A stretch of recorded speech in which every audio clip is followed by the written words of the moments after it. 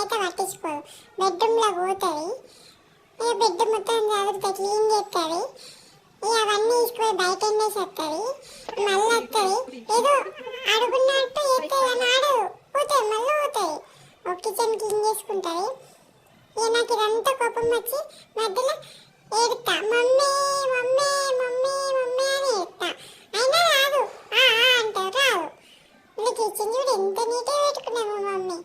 ఇక Asian black mail చేస్తే వచ్చి కొద్దిసేపు ఆడి మళ్ళీ పోతుంది, రయ్యమని పోతుంది, ఉండనే ఉండదు.